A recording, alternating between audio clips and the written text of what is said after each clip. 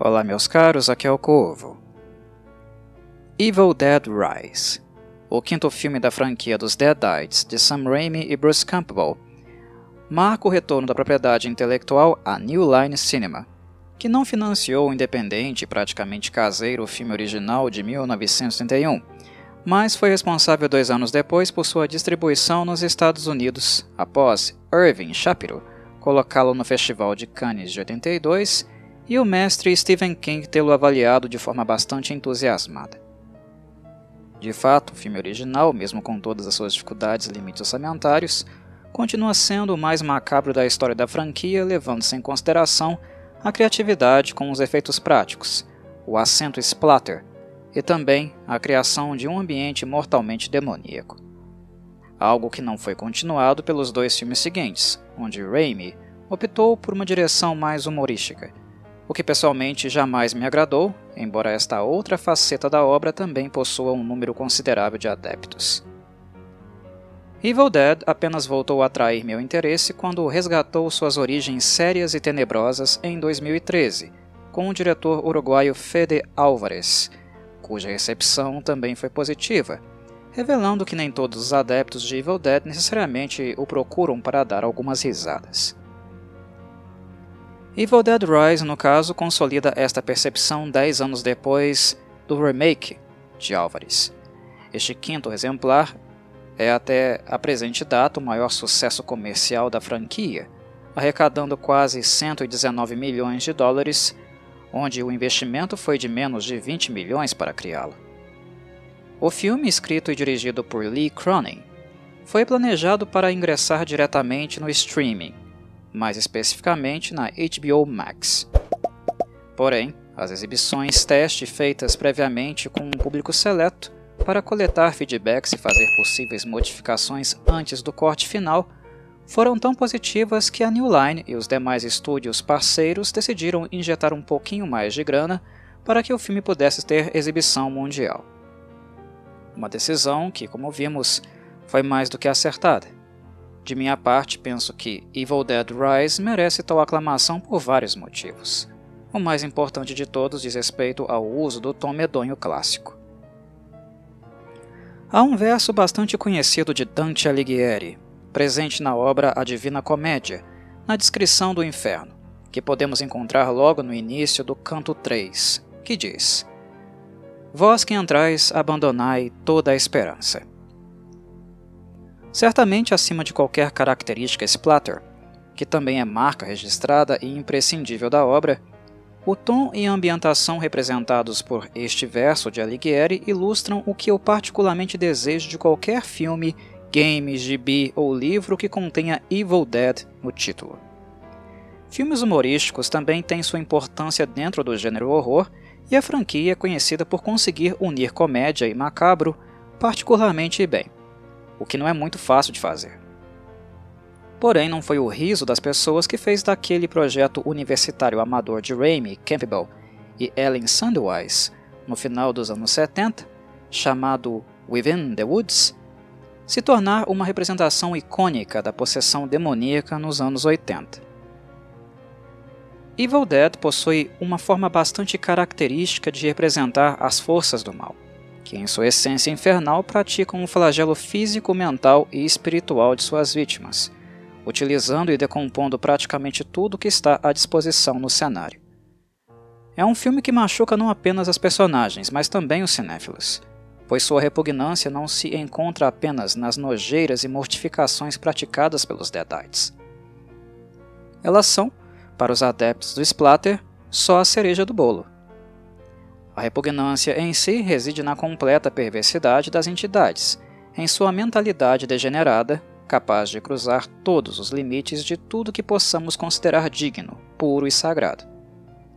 O que se aplica até mesmo à maternidade, tema escolhido por Cronin em Evil Dead Rise, e funcionou melhor do que o esperado.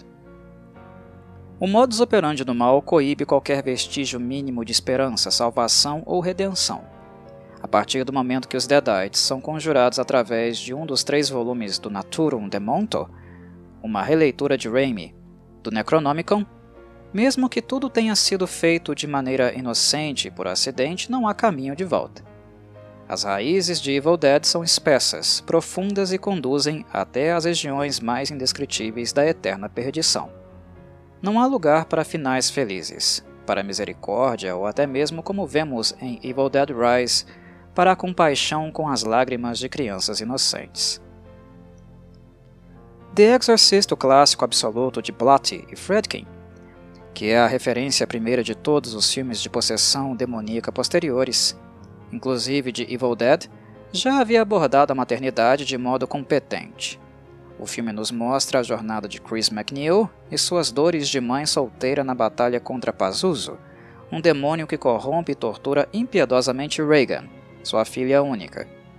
Por sua vez, o que vemos em Evil Dead Rise, o movimento de Cronin, é a adoção do mesmo princípio, mas pela via inversa. O martírio da mãe em The Exorcist, mentalmente consciente vendo a filha na cama e em estado deplorável, aqui se torna o sofrimento dos filhos, cuja mãe foi tomada pelos Deadites, apodrecida de dentro para fora, e que entra pela porta do apartamento não para cuidá-los ou consolá-los, mas para abusá-los mentalmente e fisicamente. A tenacidade encontrada no instinto maternal de defesa dos filhos, que infelizmente nem todas as mães possuem, aqui se converte em algo para machucá-los e destruí-los na mesma intensidade. É este tipo de coisa que Evil Dead, quando se dedica exclusivamente ao horror, é capaz de criar. O que é o melhor de alguém, logo se transforma no seu pior. Quando estamos numa sala de cinema acompanhando um título da franquia que tenha este acento, o desejo que deve nos conduzir após o término da exibição é de somente ir para casa, entrar numa ducha quente e abstrair as cenas de horrores concretas que acabamos de assistir. Em muitos momentos eu me peguei pensando, enquanto assistia pela primeira vez, sobre a audácia de Cronin no modo como ele agride os filhos de Ellie. Importante destacar que este foi, no fim do dia, ideia do diretor irlandês, e é ele quem merece os créditos por algo tão brutal não apenas fisicamente falando, mas também emocionalmente. Sam Raimi e Bruce Campbell possuem direitos sobre a obra e aqui trabalharam como produtores executivos. Campbell ainda narrou uma passagem do vinil que Danny escuta, fazendo a voz do padre que grita para que o Naturum de Monto não seja estudado ou traduzido, mas sim destruído.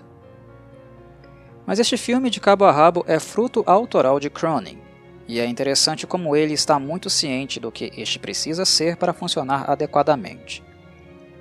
Fede Álvares apresentou resultados bons em 2013, mas o filme do uruguaio, por se tratar de um remake, bebia diretamente e às vezes literalmente da fonte do original.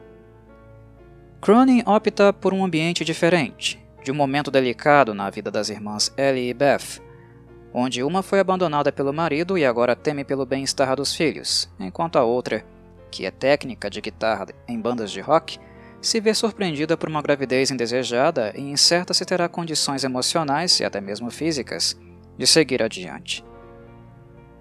Não temos aqui a típica cabana na mata, mas sim um prédio condenado à demolição em poucas semanas, totalmente insalubre.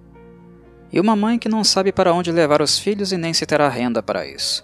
Ou seja, temos uma unidade familiar já em sofrimento, bastante fragilizada, e uma mãe sobrecarregada com todas as necessidades distintas de seus 3 filhos, de faixas etárias diferentes e sem tempo para cuidar de si mesma. Ela ainda é visitada inesperadamente pela irmã mais nova, a quem também sempre cuidou e que agora a procura novamente após mais uma consequência de suas más decisões. A cebola de Evil Dead Rise tem camadas dramáticas, assim como Álvares tentou fazer com o remake. Porém, aqui penso que elas funcionaram melhor em virtude da temática escolhida, maternidade, e do cenário ser diferente do que habitualmente costumamos encontrar nos filmes da franquia. É interessante como Cronin muda o cenário, mas consegue captar muito bem o que significa, emocionalmente e fisicamente falando, a infestação dos Deadites dentro deste espaço. O diretor usa inúmeras referências dos filmes antigos da série, a começar pela abertura em câmera de primeira pessoa na mata, que hoje em dia é bem mais fácil de fazer com drones do que era nos anos 80. E ainda vai se espalhando com referências por muitas outras partes do filme. A exemplo de Ellie arrancando nos dentes o olho de uma vítima e cuspindo o globo, na boca de outra.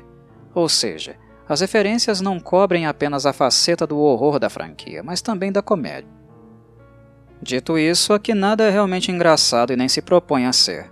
A dor da vítima é descomunal e o terror das testemunhas evidente. A seriedade e o risco real de um deadite foi algo retratado conscientemente e em etapas. Não à toa Cronin decidiu filmar Evil Dead Rise cronologicamente, ou seja, filmar na sequência exata do que assistimos no corte final, para assim ter maior controle dos diferentes setores do filme. E ele sabe o que está fazendo. Tudo funciona dentro da linearidade esperada deste método, onde o modo como certas cenas se desenrolam dão origem a novas ideias e incrementos para as seguintes, para algo além daquilo que o roteiro de início poderia sugerir.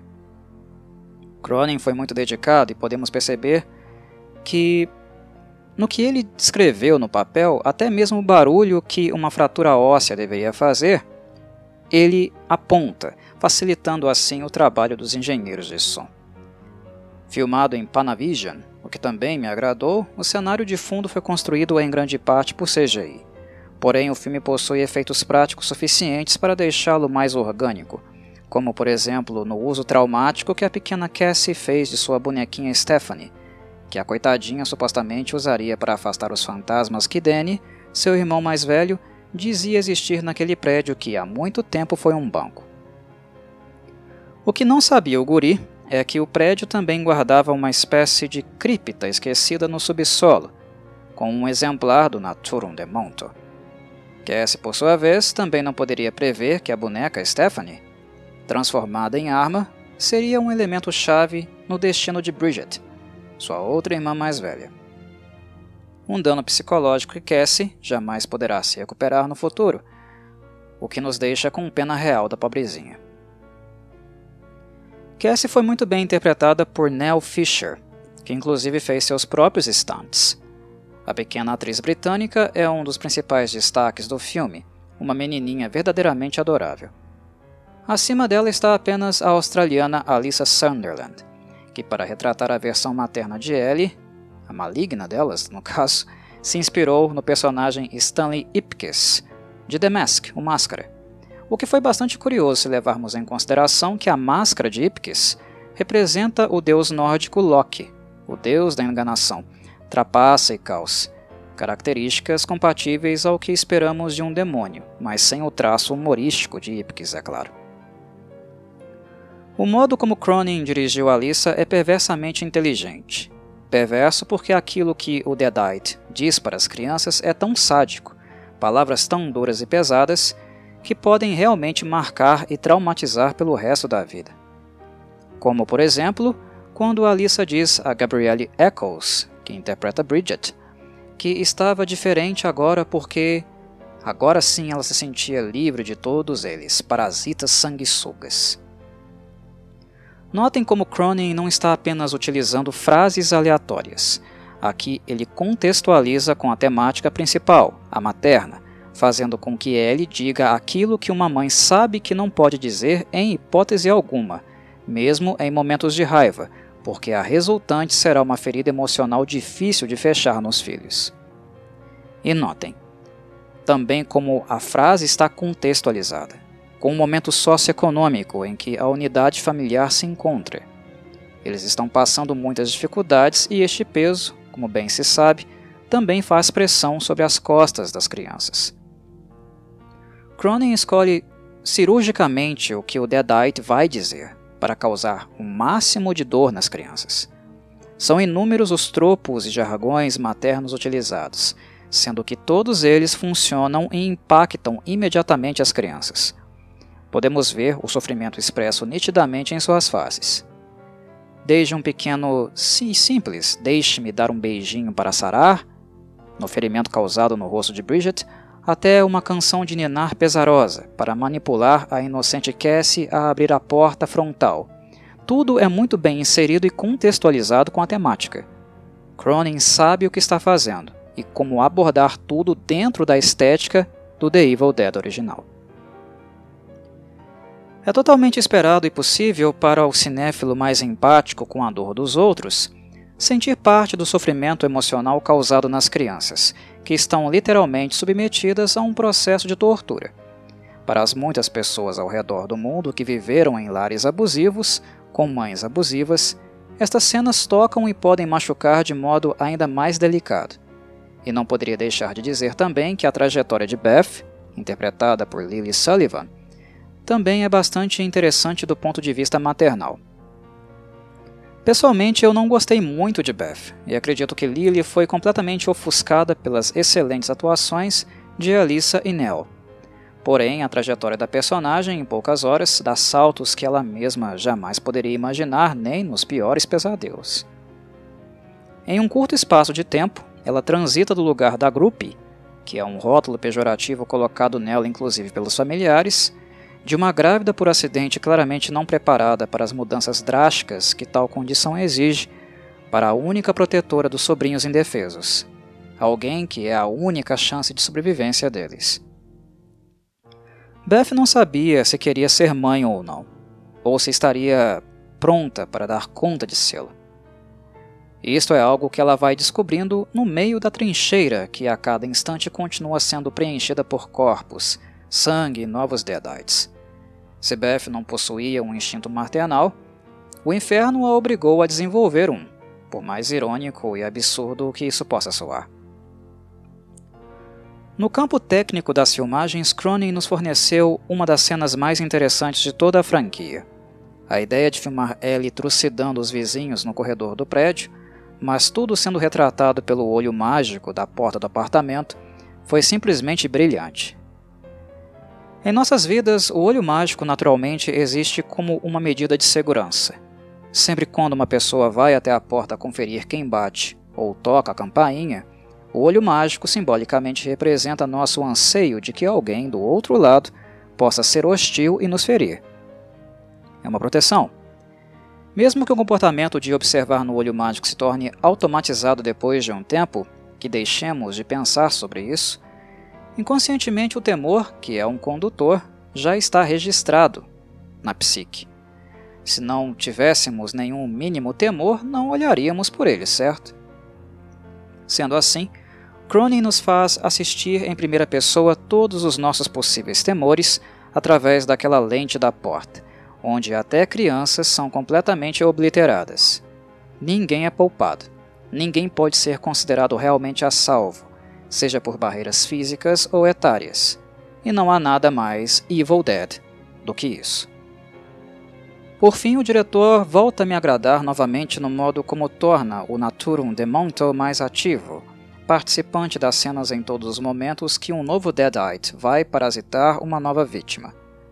Os tipos diferentes de Deadites é algo que a arte gráfica do livro dá bastante destaque, e de certo modo, os que tomam posse dos moradores são um pouco mais seletivos do que previamente vimos na franquia.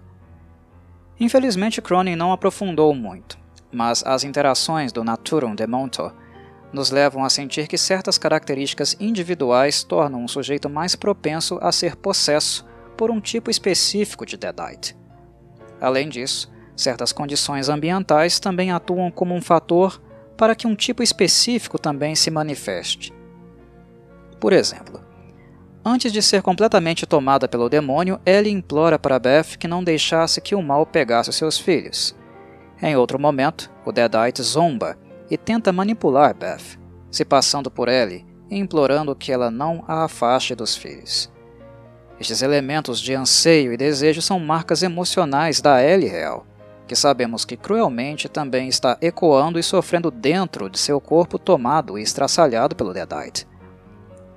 E o demônio, de modo maníaco, utiliza desses traços a seu bel prazer sádico. Tudo isso culmina na última manifestação do Naturum Demonto, criando um Deadite de forma física amalgamada, uma verdadeira abominação que não posso descrever muito em detalhes, para não dar spoilers a quem não assistiu. Mas é de suma importância perceber que a última criatura é fruto dos medos e anseios da Mãe Real, e que, de certo modo, o Naturum Demonto capta essas nuances emocionais no ambiente e conduz um tipo de manifestação malignamente mais adequada para tal situação. Mais uma vez fica claro que Cronin não ficou apenas jogando palavras perversas ao vento. O The Evil Dead original continua sendo meu preferido da franquia, e embora seja ainda cedo para bater o martelo, acredito que Evil Dead Rise possa se consolidar como meu segundo favorito. Há muito tempo não tinha vontade de assistir um exemplar da franquia mais de uma vez em um período curto de dias. E foi o caso, o que para mim é algo raro de acontecer. De fato, gostei muito desse exemplar, que vai diretamente ao ponto, é bastante curto. Não tem pretensões de ser algo mais complexo do que podia ser, o que é uma virtude, pois faz o que melhor pode com suas limitações. Além disso, ao invés de apenas se auto-preencher com inúmeros e excessivos easter eggs, coisa que muitos filmes modernos fazem, também se preocupa ao mesmo tempo em ter uma identidade própria e trazer elementos novos. O filme homenageia quase todo o seu passado, e outros clássicos como The Shining, o Iluminado, na cena do elevador, ou Poltergeist, quando Cassie está sendo ressuscitada por Beth, em uma cena muito parecida com aquela de Carol Wayne. Mas homenagear não significa apenas tentar obter sucesso à custa das obras do passado, algo que Cronin teve discernimento. Ele faz ambas as coisas, mata a fome do público que anseia por easter eggs, mas não deixa de colocar sua própria assinatura no que está fazendo. Um caminho muito mais assertivo. Evil Dead Rise deixa definitivamente claro mais uma vez que, diferente de outras franquias que possuem personagens icônicos do horror, Evil Dead não depende exclusivamente de Ash Williams para existir. É fato que adoramos o personagem, e também a Bruce Campbell. Mas Evil Dead é muito mais do que eles, algo que o filme original bem nos mostrou e que Rise nos relembra novamente. Saudações Corvides.